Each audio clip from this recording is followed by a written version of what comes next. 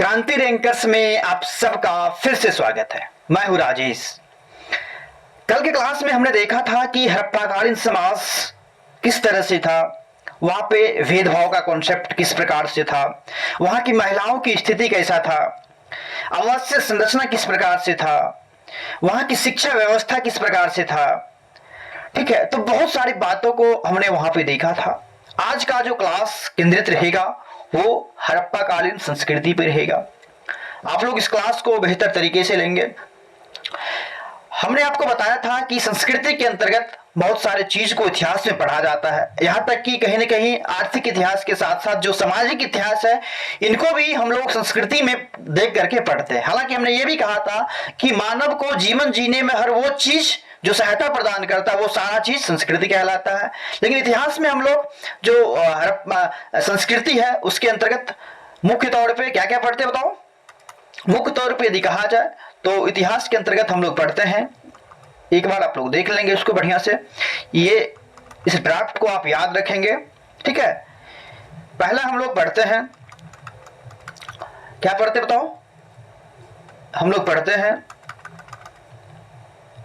हैं कला को पढ़ते हैं। ठीक है, हम लोग क्या पढ़ते हैं, कला को पढ़ते हैं। दूसरा हम लोग पढ़ते हैं धर्म को भी पढ़ लेते हैं। ठीक है, धर्म या पंथ को भी पढ़ ले, धार्मिक इतिहास को भी पढ़ते हैं। साथ ही साथ हम लोग भाषा साहित्य को भी पढ़ लेते हैं, भाषा साहित्य को भी पढ़ लेते हैं, भाषा साहित्य को, लैंग्वेज को पढ़ लेते हैं, भाषा दर्शन, ये भी सारा चीज हम लोग पढ़ लेते हैं। जैसे यहाँ पे विज्ञान प्रौद्योगिकी को भी पढ़ सकते हैं, विज्ञान प्रौद्योगिकी को भी पढ़ सकते हैं, ये भी पढ़ सकते हैं। अब जैसे हमने बताया था जो कला है इसका मतलब होता है, कला का मतलब ही होता है सृजन करना। क्या होता है, सृजन करना, क्रिएटिविटी जिसको बोलते हैं, क्रिएटिविटी। ये मुख्य तौर पे दो तरीके से होता है, या तो कला के अंदर या तो सौंदर्य को बताएगा कला, यही बता सकता है, या उपयोगिता, या उसका हम लोग उस कला का उपयोग करेंगे, या दोनों चीज भी हो सकता है। ठीक है, तो इस आधार पे हमने कला को भी बहुत सारे भागों में बांट के पढ़ा था, इस कला को भी बहुत सारे भागों में बांट के पढ़ा था। जैसे हमने बताया था कि आपको इस कला के अंतर्गत वास्तुकला को पढ़ेंगे या स्थापत्य को पढ़ेंगे, स्थापत्य आर्किटेक्चर जिसको बोलते हैं, स्थापत्य या वास्तुकला भी इसी को बोलते हैं, वास्तुकला भी इसी को बोलते हैं, इसको पढ़ेंगे। ठीक है, साथ ही साथ इसके अंतर्गत चित्रकला को पढ़ते हैं, चित्रकला को पढ़ते हैं। ठीक है, साथ ही साथ मूर्ति कला को भी पढ़ सकते हैं, मूर्ति कला को भी पढ़ सकते हैं, मूर्ति कला को भी पढ़ सकते हैं। ठीक है, तो बहुत सारा चीज है जिसका अध्ययन हम लोग करते हैं। ठीक है, बहुत सारा चीज है। क्या मेरी बात समझ में आ रहा है ना? ठीक है, तो यहाँ पे जो हम लोग पढ़ेंगे इस संस्कृति में मुख्य तौर पे जो थोड़ा सा यहाँ पे हड़प्पाकालीन सभ्यता, क्योंकि एक नगरीय सभ्यता है, थोड़ा सा ये विशेषता महत्व रखता है। तो यहाँ पे जो स्थापत्य है, खास तौर पे जो नगर नियोजन है वो इंपॉर्टेंट है, इनको पढ़ेंगे। ठीक है, साथ ही साथ हम लोग धर्म को पढ़ेंगे, साथ ही साथ हम लोग चित्रकला को भी देखेंगे और मूर्ति कला को भी देखेंगे। ये सारे टॉपिक खत्म करने के बाद हम लोग आ जाएंगे फिर किस पे, हड़प्पाकालीन सभ्यता का पतन कैसे हुआ है। तो हम लोग सबसे पहले हड़प्पाकालीन धार्मिक इतिहास को देखते हैं, वहां पे धर्म का किस प्रकार से अस्तित्व था। ठीक है, तो धार्मिक स्थिति को थोड़ा सा हम लोग देख लेते हैं। ठीक है, तो हम लोग थोड़ा सा आगे बढ़ते हैं। तो यहां पे आप लोग थोड़ा सा ध्यान पूर्वक अपने मन को केंद्रित करके इस क्लास को करेंगे। ठीक है, इस क्लास को करेंगे। तो संस्कृति में हम लोग क्या देखेंगे, सबसे पहले हड़प्पाकालीन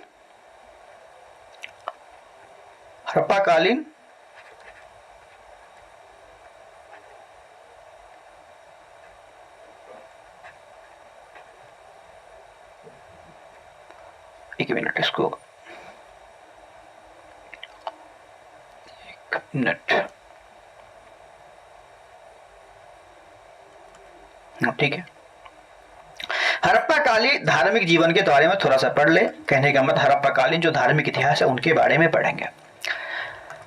आप सब मेरे दोस्त याद रखना, जब भी किसी भी काल का, चाहे वो हड़प्पा काल हो, वैदिक काल हो, कोई भी काल हो, किसी भी काल का जब आप धार्मिक जीवन को पढ़ते हैं तो क्या क्या पढ़ना होता है। सबसे पहला चीज, क्या हम, एक होता है धर्म, एक होता है पंथ, कभी इस पे हम लोग चर्चा कर लेंगे, ठीक है। तो अभी इस पे बात नहीं करेंगे, ये बहुत बड़ा कॉन्सेप्ट है, धर्म क्या है पंथ है, तो कभी हम लोग इस पे बात करेंगे धर्म क्या होता है, पंथ क्या होता है, ठीक है। एक होता है सनातन, एक होता है सनातन, तो उस पे हम लोग कभी बात कर लेंगे, बस इस पे टॉपिक पे आता है। तो हड़प्पाकालीन धार्मिक जीवन में सबसे पहला चीज है, क्या इसमें संप्रदाय का भी कॉन्सेप्ट था, ये देखना है। धर्म से ही निकल कर क्या निकल, एक ग्रुप जब किसी भी धर्म के या किसी भी पंथ के लोग जब एक समूह में आ जाते उसको क्या बोलते, संप्रदाय बोलते। जैसे शैव संप्रदाय हो गया, ठीक है, तो बहुत सारे संप्रदाय होते हैं, कबीर संप्रदाय हो गया, ठीक है, तो बहुत सारे संप्रदाय होता है। इसके अंदर हम लोग क्या उस काल में देवी देवता का भी पूजा होता था, क्या उस काल में देवी देवता का भी पूजा होता था, अगर होता भी था तो किस प्रकार के देवी देवता का पूजा होता था। उसके बाद हम लोग क्या ये भी देखना, क्या उस काल में प्रकृति पूजा भी होता था, जैसे हो गया सूर्य की पूजा, ठीक है, क्या बोलते उसको, वृक्ष की पूजा, बहुत तरह से नीम की पूजा, जो एक तरह से प्रकृति की जो भी चीज है क्या उनका भी पूजा होता है, ये भी देखते हैं। उसके बाद हम लोग देखते हैं क्या उस समाज में भूत प्रेत का भी कॉन्सेप्ट था, ये भी देखना है, क्योंकि वो धार्मिक जीवन के अंतर्गत ही आता है। क्या उस काल में पुनर्जन्म का भी कॉन्सेप्ट था, क्या हमने देखा था कि किस तरह से जो मध्य पाषाण काल में है, मध्य पाषाण काल में क्या कर दिया जाता था कि आदमी जो है उनके साथ वस्तुओं को दफना दिया जाता है। तो कहीं न कहीं एक तरह से कहा जाए पुनर्जन्म का कॉन्सेप्ट मध्य पाषाण काल में भी आ चुका था, इनको भी हम लोग देखेंगे इस काल में भी। उसके बाद यह भी देखा जाता क्या धार्मिक जीवन के लिए कोई पूजा स्थल है, ठीक है, क्या उसमें पुरोहित है, पूजा करने वाले हैं, पुरोहित है, क्या उस काल में कोई धर्म ग्रंथ लिखा गया है, क्या उस काल में कोई धर्म ग्रंथ लिखा गया है। उसके बाद क्या अंतिम संस्कार की पद्धति भी है, अंतिम संस्कार की पद्धति भी है, अंतिम संस्कार की पद्धति भी है।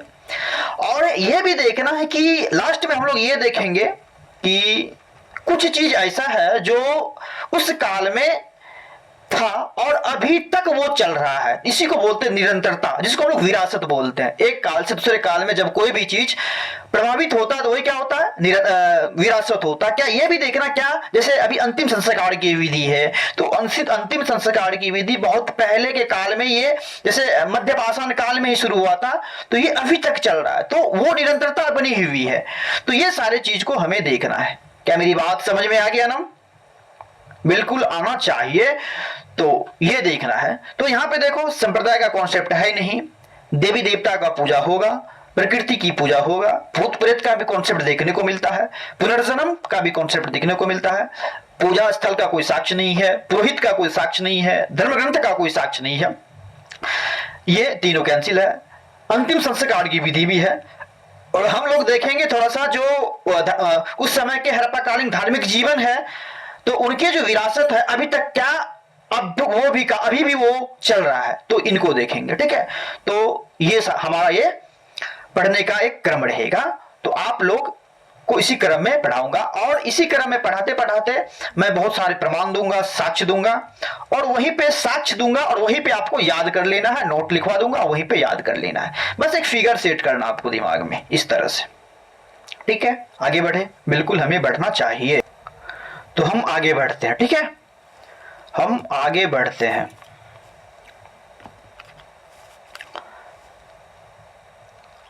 ठीक है, तो सबसे पहला चीज हम कुछ कुछ लिखते जाते हैं, आप लोग ढंग से नोट्स बनाते जाएंगे, ठीक है। तो आप बढ़िया से लिखेंगे यहां से, मोहनजोदड़ो, इसी में छाटेंगे कौन पॉइंट, कौन सा पॉइंट किस में आता है, ठीक है। तो मोहनजोदड़ो के एक मोहर से एक व्यक्ति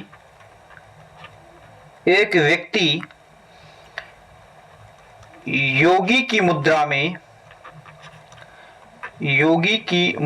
में बैठा हुआ दिखाया गया है।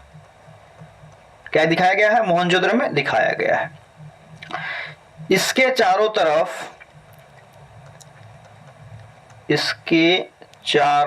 तरफ ठीक है। इसके चारों तरफ पशुओं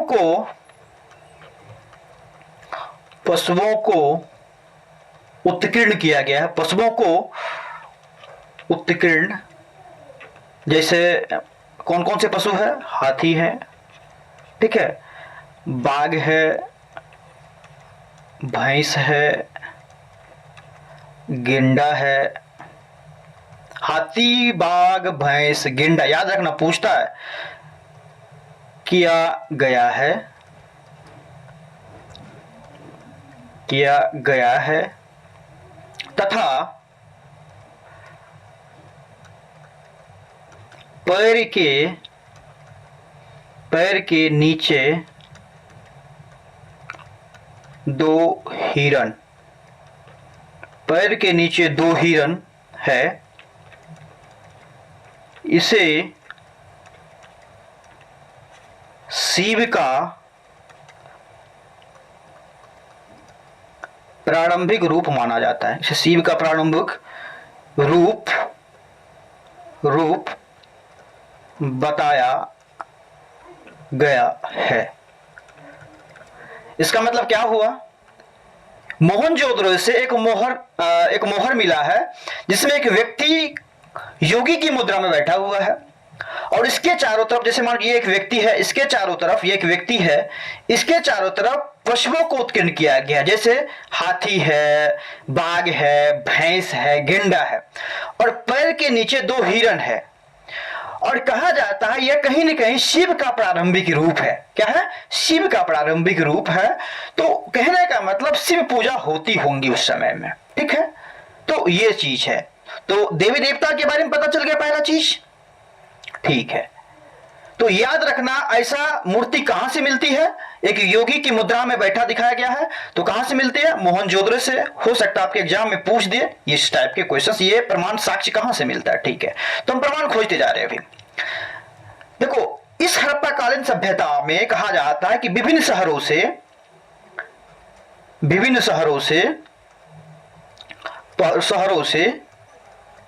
से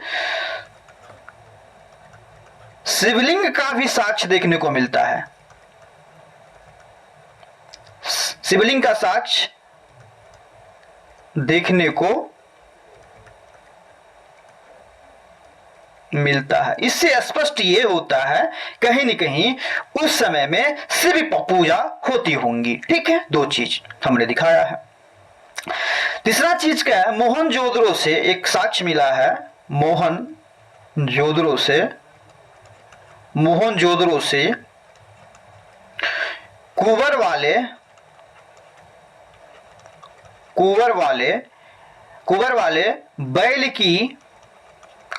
बैल की बहुत सुंदर और स्पष्ट आकृति का साक्ष्य मिलता है, ठीक है।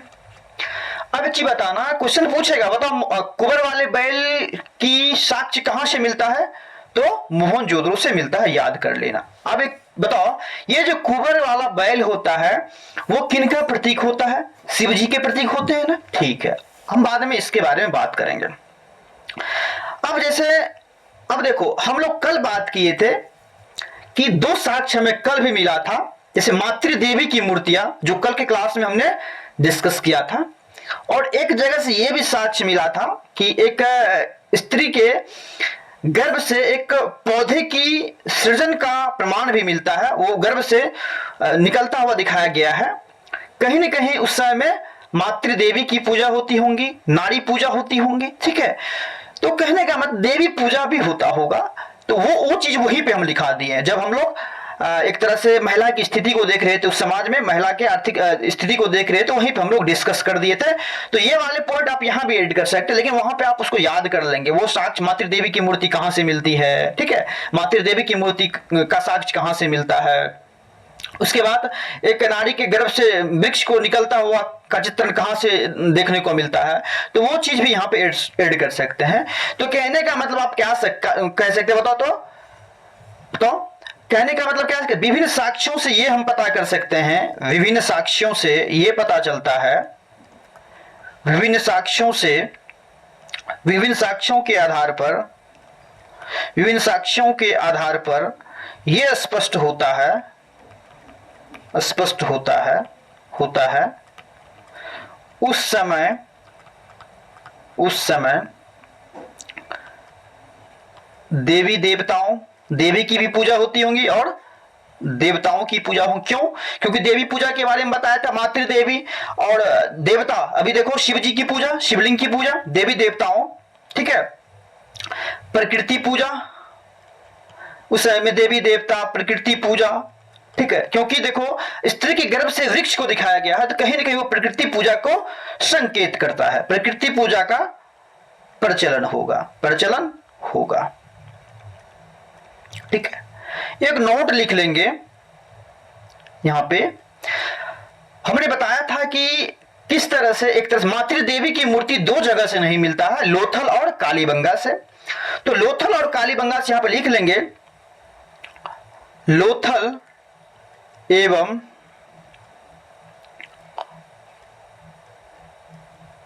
कालीबंगा से, लोथल एवं कालीबंगा से हवन कुंड या अग्निवेदिका भी लिख सकते, इसको अग्निवेदिका, ठीक है, का साक्ष्य मिलता है, साक्ष्य। उसके बाद लिख लो तो मोहनजोदड़ो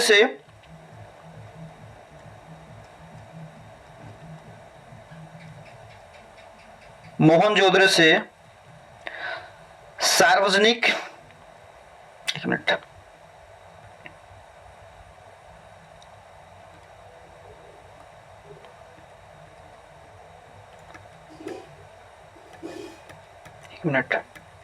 हाँ क्या सार्वजनिक, एक मिनट, क्या हो गया, एक मिनट,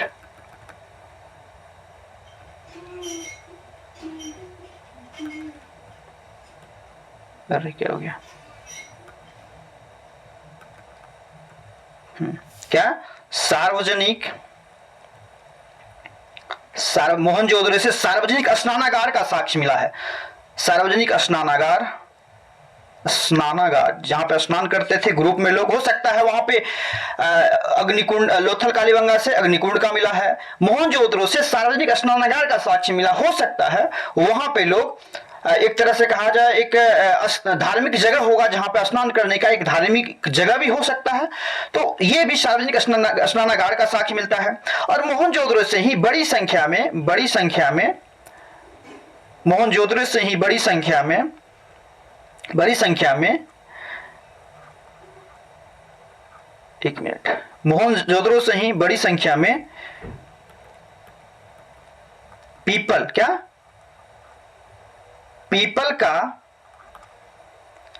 का चित्रण का साक्ष्य, पीपल के चित्रण का साक्ष्य, ठीक है, पीपल का साक्ष्य मिलता है, पीपल के चित्रण का साक्ष्य मिलता है। देखो यहां पर क्या चीज बताया है, लोथल और कालीबंगा से, याद कैसे करना देखेंगे सभी ध्यान से, लोथल और कालीबंगा से हवन कुंड का साक्ष्य, क्योंकि आपको बताए थे हम कि लोथल और जो कालीबंगा है वहां पे मातृ देवी की मूर्ति नहीं देखने को मिलती है। सबसे ज्यादा कहां पे मिलता है मातृ देवी की मूर्ति? मोहनजोदड़ो से मिलती है, ठीक है। वहां पे क्या दिखाया गया है? नारी को आभूषण के साथ दिखाया गया है, ठीक है। मोहनजोदड़ो से क्या मिलता है? सार्वजनिक स्नानागार का साक्ष्य मिलता है मोहनजोदड़ो से, जहां पे इसी स्नानागार के बगल में बड़ी संख्या में पीपल का चित्रण का साक्ष्य मिलता है, ठीक है। हो सकता है कि उस समय में जो मोहनजोदड़ो थे वहां पे जो सार्वजनिक स्नानागार है वहां पे जब उस समय के लोग वहां पे स्नान करके पीपल के पास जाकर के पूजा करते होंगे, तो कहीं न कहीं ये एक तरह से कहा जाए कि पूजा स्थल के बारे में भी ये संकेत कर सकता है, कंफर्म नहीं है, कर सकता है। तो ये सारा चीज है, ठीक है। आगे हम लोग बढ़े, ठीक है।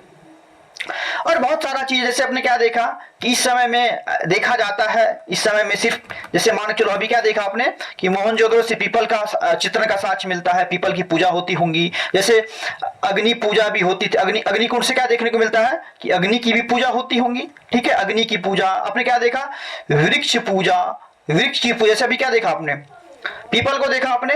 ये क्या दिखाता है कि कहीं न कहीं प्रकृति पूजा को संकेत करता है। क्या दिखाता है, प्रकृति पूजा को संकेत करता है। क्या मेरी बात सुना है, प्रकृति पूजा हो गया। उसके बाद बताओ, अभी आपने क्या क्या देखा, देवी पूजा को भी देख लिया, प्रकृति पूजा को भी देख लिया और देवता पूजा को भी आपने देख लिया। देवी देवता का भी पूजा था, प्रकृति का भी पूजा था, ये सारा चीज है। अब थोड़ा सा एक चीज और लिखो, अब थोड़ा सा अंतिम संस्कार पे हम लोग बात करते हैं। देखो होता क्या है, कई हड़प्पाई स्थल से, कई हम लिखा देते हैं इसलिए कि ताकि आपके नोट्स भी बनते जाए, वरना हम क्या बोलते इसको डायग्राम के माध्यम से भी पढ़ा सकते हैं। लेकिन डायग्राम, ये नोट्स यदि आपका बन जाएगा तो जिस सब्जेक्ट में डायग्राम की आवश्यकता होगी वहां पे बिल्कुल मैं डायग्राम से ही पढ़ाऊंगा। यहां पे थोड़ा सा चाहिए लैंग्वेज इसको। कई हड़प्पाई स्थल से, कई हड़प्पाई स्थल से क्या मिलता है, जैसे ताबीज, ताबीज जैसे वस्तुएं मिली है, ताबीज जैसे वस्तु मिली है, एवं अंतिम संस्कार, अंतिम संस्कार के साथ, अंतिम संस्कार के साथ वस्तुओं को, वस्तुओं, एक मिनट क्या लिख दिया, अंतिम संस्कार के साथ, एक मिनट, अंतिम संस्कार के साथ वस्तुओं को दफनाने का साक्ष्य मिलता है। अब ये क्या बताता है, थोड़ा ध्यान से सोचो तो ये क्या बता रहा है। अब देखो, अब अभी के टाइम में हम लोग क्या करते हैं, जब किसी को भूत प्रेत लगता है तो वो क्या करते हैं, अभी के टाइम में हम लोग क्या करते बताओ, अभी के टाइम में हम लोग क्या करते बताओ,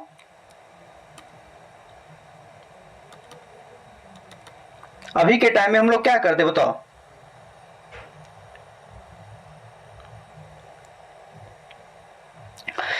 अभी के टाइम में हम लोग क्या करते हैं, अभी के टाइम में जब किसी को भूत प्रेत लगता है तो वो किसी ओझा के पास जाता है और वो ओझा क्या करते हैं, उसको ताबीज देते हैं, यही होता है। तो हड़प्पा स्थल पे बहुत जगहों को रिसर्च करने के बाद, बहुत जब उसकी खुदाई की गई तो बहुत जगह से यह देखने को मिलता है कि हड़प्पा स्थल में ताबीज का भी साक्ष्य मिला है। किस क्या मिला है, ताबीज का साक्ष्य मिला है। कहीं न कहीं उस समय के लोगों के मन में जो अंधविश्वास की भावना है, जो भूत प्रेत की अवधारणा है वो था। तो ये क्या दिखाता है, ये वाला पॉइंट क्या दिखाता है, भूत प्रेत को दिखाता है। क्योंकि जब वहां पे ये देखा गया, जब किसी वस्तु को दफनाया गया है तो उसके पास एक ताबीज रख दिया जाता था। तो कहीं न कहीं एक तरह से कहा जाए वहां पे भूत प्रेत का कॉन्सेप्ट हड़प्पा कालीन सभ्यता के अंतर्गत था। ठीक है, तो यही बात है। आगे हम लोग बढ़ते हैं, थोड़ा सा हम लोग आगे बढ़ते हैं। तो ये हो गया, उसके बाद हम लोग बात करेंगे, अब ये हो गया। अब इससे हम लोग क्या स्पष्ट कर सकते हैं, अब इससे क्या स्पष्ट कर सकते हैं बताओ तो। ये भूत प्रेत को बताता होगा, या हो सकता है इसमें ताबीज ये भी बताता है कहीं न कहीं पुनर्जन्म का कॉन्सेप्ट, या कुछ वस्तु को उसके साथ। जैसे अभी क्या होता है ना कि जैसे अभी क्या होता है, ध्यान से सुनेंगे,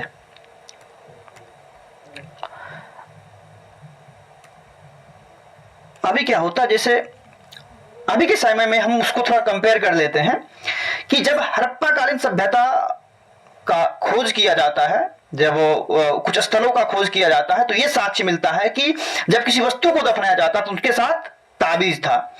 थोड़ा सा हम अभी के टाइम में उसको मिलाते हैं। अभी भी क्या होता है, जब किसी के अंतिम संस्कार होता है तो उनके साथ क्या कर दिया, थोड़ा सा उसके पास सोना रख दिया जाता है। ठीक है, तो इसका मतलब ये हो सकता है कि वो पुनर्जन्म की अभी कॉन्सेप्ट हो सकता है। यहां इसका मतलब उस समय भी कोई, अभी के टाइम में क्या पुनर्जन्म का भी कॉन्सेप्ट है कि आदमी का दूसरा जन्म भी होता है, तो हो सकता है कि हड़प्पा काल में भी इस तरह का कॉन्सेप्ट आया होगा। तो कहीं ना कहीं भूत प्रेत का कॉन्सेप्ट भी है, पुनर्जन्म का भी कॉन्सेप्ट उस समय के लोगों के पास था। ठीक है, वहां के लोग इस भूत प्रेत में और पुनर्जन्म में विश्वास रखते होंगे, ऐसा हम अनुमान व्यक्त कर सकते हैं। ठीक है, क्योंकि हमें तो कोई धार्मिक साहित्य का स्रोत तो नहीं है, कोई साहित्यिक स्रोत तो हमें नहीं मिला है, हम लोग एक अनुमान व्यक्त करते हैं पुरातात्विक स्रोत के आधार पे ही। ठीक है, तो ये सारा चीज है। अब थोड़ा सा हम लोग आगे बढ़ते हैं, तो हो गया भूत प्रेत वाला भी हो गया। अब थोड़ा सा अंतिम संस्कार पे आ जाते हैं। क्या है, देखो जो अंतिम संस्कार है यहां पे हड़प्पा काल में अंतिम संस्कार देखा जाता है। यहां पे अंतिम संस्कार दो तरीके से देखा जाता है। हड़प्पा काल में जो अंतिम संस्कार है, एक होता है आंशिक दाह संस्कार। क्या होता है, आंशिक रूप से उसको आंशिक दाह संस्कार। ठीक है, क्या आंशिक दाह संस्कार मतलब किसी वस्तु को आधा ही दाह संस्कार किया जाता था। एक होता था कब्र में दफनाने वाला संस्कार, कब्र में दफनाने वाला प्रथा। एक होता था अंतिम आंशिक रूप से उसका दाह संस्कार कर दिया, प्रथा चल रहा था। अंतिम संस्कार के दो प्रथा उस समय में चल रहे थे। आंशिक दाह संस्कार जिसमें आधा ही किसी भी मनुष्य जो मृत व्यक्ति है उनको दाह संस्कार किया जाता था। एक होता था कब्र में दफना दिया जाता था। ठीक है, अब इसके पीछे भी लॉजिक होगा, आंशिक दाह संस्कार क्यों करते होंगे। ज्यादातर कौन सा प्रचलन में था, हड़प्पा काल में ये वाला ज्यादा प्रचलन में था। ये क्या था, ज्यादा प्रचलन में था। क्या मेरी बात समझ में आया ना। ठीक है, थोड़ा सा इन पे, तो अंतिम संस्कार में दो प्रथा था, ये बहुत कम देखने को मिलता है, ज्यादातर दफनाने की परंपरा यहां पे देखने को मिलता है। ठीक है, तो यहां पे थोड़ा सा हम लोग इस पे भी नोट्स लिख ले, इस पे थोड़ा सा नोट लिख ले, कुछ कुछ साक्ष्य को लिख ले जो एग्जाम में पूछा जाता है, थोड़ा सा आप लोग इस पे ध्यान देंगे। ठीक है, जैसे इस समय में जो अंतिम संस्कार की विधियां थी, जब किसी को दफनाया जाता था तो सिर को उत्तर की दिशा में रख करके, सिर को उत्तर की दिशा में रखकर, दिशा में रखकर दफनाया जाता था। अभी क्या है वर्तमान में, दक्षिण की दिशा में, लेकिन हड़प्पा काल के जो लोग थे वो कहीं न कहीं सिर को उत्तर की दिशा में रख करके सबको दफनाते थे। ठीक है, और कहा जाता है कि वस्तु के साथ, यहां पे लिख लो, जो सर है, जो हड़प्पा काल के लोग थे वो जब किसी भी व्यक्ति का दाह संस्कार करते थे उसके साथ वस्तु को भी दफनाते थे। अभी क्या देखा आपने, उसके साथ ताबीज भी था। अभी के समय भी ऐसा चल रहा है कि जब किसी का अंतिम संस्कार किया जाता है तो उनके साथ कुछ वस्तुएं जो उनके साथ रहते हैं तो उनको भी उनके साथ अंतिम संस्कार कर दिया जाता है। साथ ही साथ अभी एक चीज में परिवर्तन क्या है कि उत्तर की दिशा में मुंह नहीं दे करके दक्षिण की दिशा में उसको, उसका सर रख करके उसको दफनाया जाता है। ठीक है, तो कहीं ना कहीं वो परंपरा अभी तक चली आ रही है। ठीक है, पहले क्या था, हड़प्पा काल में ज्यादातर कब्र में दफनाने का प्रथा चल रहा था, लेकिन अभी वर्तमान समय में क्या है कि दाह संस्कार भी है, कब्र में दफनाने की भी परंपरा है, और बहुत सारी प्रथा है दफनाने का, अंतिम संस्कार की बहुत सारी विधियां हैं। एक अनुमान यह भी व्यक्त किया जा सकता है कि जो उस समय में कब्र में दफनाने की परंपरा होगी तो उस समय के जो मानव थे, जो पाषाण काल के मानव थे, वो कहीं न कहीं प्रकृति से उनका जुड़ाव था, बहुत ज्यादा जुड़ाव था, क्योंकि वो पूर्ण रूपेण उस पर उसकी डिपेंडेंसी थे। वो लकड़ी का यूज घर बनाने के लिए करते होंगे, तो कहीं न कहीं लकड़ी की उपयोगिता ज्यादा थी उसकी, तो वो दफनाने का काम। और दूसरी बात क्या थी, अग्नि की पूजा भी करते थे वो लोग। ठीक है, तो ये सारी बातें हैं। ठीक है, उनका कहना था कि मतलब इसका पुनर्जन्म होता है, तो इसलिए इसको कब्र में दफनाने का काम ये लोग करते थे। परंपरा बदल गई है। ठीक है, जब हम लोग वैदिक काल में आएंगे तो फिर वहां पे अंतिम संस्कार की जो विधि है, दाह संस्कार, वो फिर वहां पे आ जाता था। यहां पे क्या लिखना है, सिर को उत्तर दिशा में रख करके दफनाया जाता था। ठीक है, एक साक्ष्य मिला है हड़प्पा में, हड़प्पा में ताबूत, जिसको हम लोग कॉफिन बोलते, क्या बोलते हैं, कॉफिन, ताबूत में दफनाने का साक्ष्य मिला है। बॉक्स जिसको बोलते हैं, देखो हड़प्पा में एक साक्ष्य मिला है जिसमें व्यक्ति को ताबूत में रख करके दफनाया गया है। वहां पे बहुत ज्यादा मात्रा में ग्रुप में, ठीक है, एक बहुत ग्रुप मिलकर समूह में व्यक्तियों को दफनाया गया है, जहां पे बहुत सारा क्या बोलते हैं उसको, लोगों को दफनाया गया है। इसी को बोलते हैं 837 कब्रिस्तान। क्या बोलते हैं, 837 कब्रिस्तान। कहने का मतलब वहां पे बहुत सारे लोगों को एक साथ दफनाया गया है, ठीक है। तो कहीं न कहीं आपसे पूछेगा, बोलो 837 कब्रिस्तान का साक्ष्य कहां से मिला है, हड़प्पा से मिला है। ताबूत में दफनाने का साक्ष्य कहां से मिला है, हड़प्पा में मिला है। हड़प्पा काल के लोग को किस दिशा में मुंह रख करके दफनाया जाता था, उत्तर दिशा में मुंह रख करके दफनाया जाता, ठीक है। अब देखो लोथल से एक साक्ष्य मिला है, लोथल से महिला ये पूछता है, महिला एवं पुरुष को एक साथ दफनाने का साक्ष्य, जिसको हम युगल समाधान बोलते हैं। तो आपने कहां देखा था बताओ, आपने मध्य पाषाण काल में भी देखा था, दमदमा और महदहा में, ठीक है, जो अंतिम संस्कार की विधि थी जिसमें दफनाने का साक्ष्य मिलता है। और मध्य पाषाण काल में भी स्त्री और जो पुरुष थे उनको एक साथ दफनाया गया है। कहीं कहीं से 3 व्यक्तियों को एक साथ दफनाया गया है, कहीं कहीं से वस्तुओं को उस व्यक्ति के साथ दफनाया गया है। यह प्रथा कहीं न कहीं मध्य पाषाण काल में भी आ चुका था। अंतिम संस्कार की जो विधियां थी वो कहीं न कहीं मध्य पाषाण काल में ही था। और कौन सा था, दफनाने वाली परंपरा वहां पे थी, वही कॉपी यहां पे हो रहा है। बस कहीं कहीं से जो आंशिक दाह संस्कार का हमें साक्ष्य देखने को मिलता है। तो यहां पे कहां से युगल सावधान देखने को मिलता है, एक साथ महिला और पुरुष, लोथल से। आपसे क्वेश्चन पूछेगा, बताओ मध्य पाषाण काल में कहां से सावधान का साक्ष्य मिलता है, दफनाने का साक्ष्य मिलता है, क्या बोलेंगे, दमदमा और महदहा से। यहां से बोलो तो लोथल से क्या मिलता है, महिला और पुरुष को एक साथ दफनाने का साक्ष्य मिलता है, ठीक है। तो ये सारा चीज आप याद कर, इसको क्या बोलते हैं, युग समाधि बोलते, क्या बोलते हैं, युग समाधि या युग समाधान ही बोलते हैं, समाधि भी बोलते हैं। तो याद कर लेंगे इसको।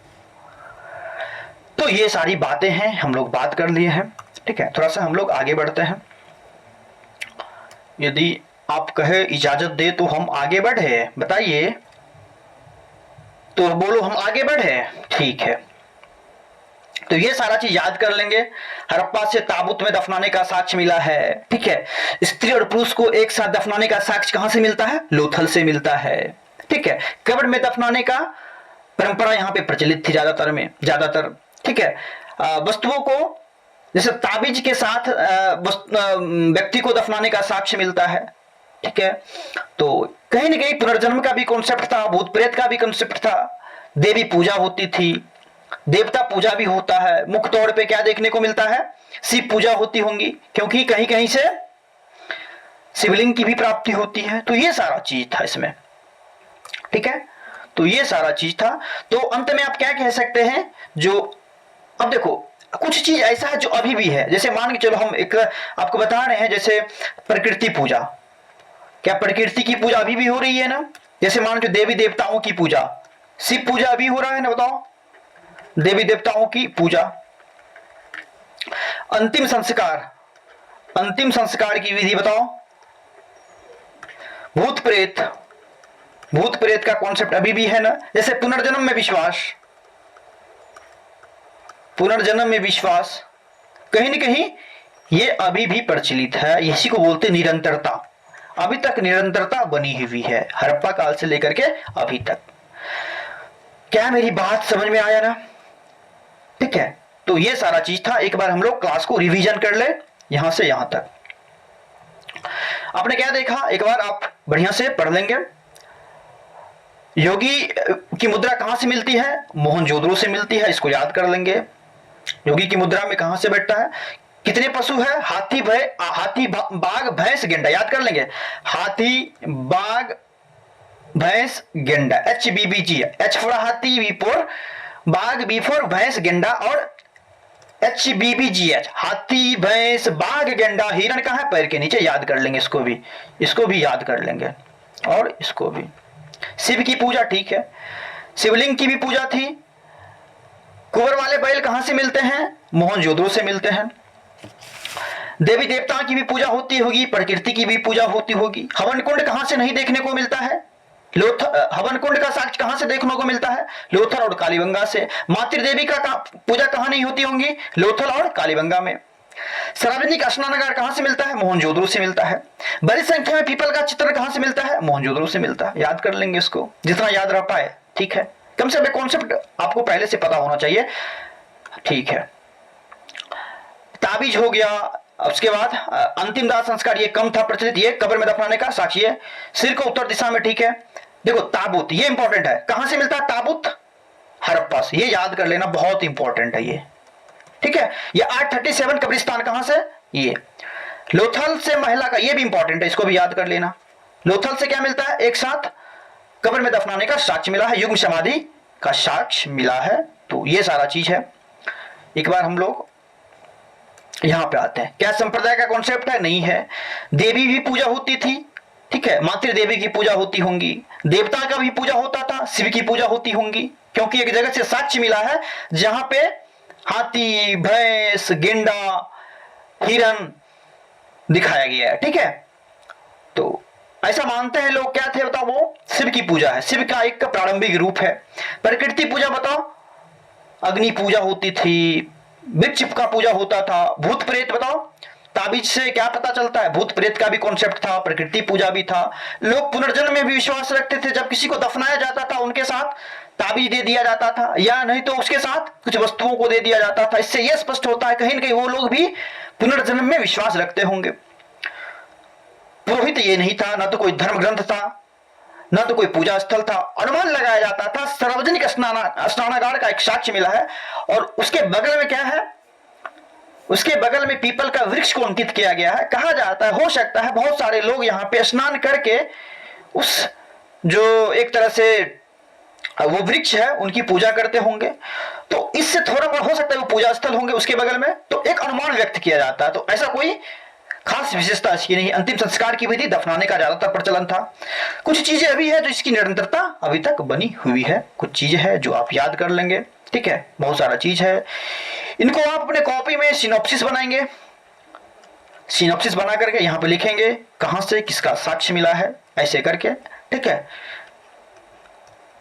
बाद बाकी ये हो गया आपको रटने वाला चीज। बाद बाकी जिस तरह से मैं पढ़ाया हूं, ये जो ड्राफ्ट किया हूं, उसी प्रकार अपने दिमाग में इस जो धार्मिक जीवन हड़प्पा काल के, इसी प्रकार से आपको सेटअप करना है, ठीक है। आज क्लास को यहीं पे समाप्त करते हैं। कल के क्लास में हम लोग देखेंगे हड़प्पा काल की जो चित्रकला है उनको देखेंगे, फिर उस काल के जो मूर्ति कला है उनको देखेंगे, या उस काल के जो नगर नियोजन है उस पर हम लोग कल बात करेंगे। तब तक के लिए आप सबको बहुत बहुत धन्यवाद।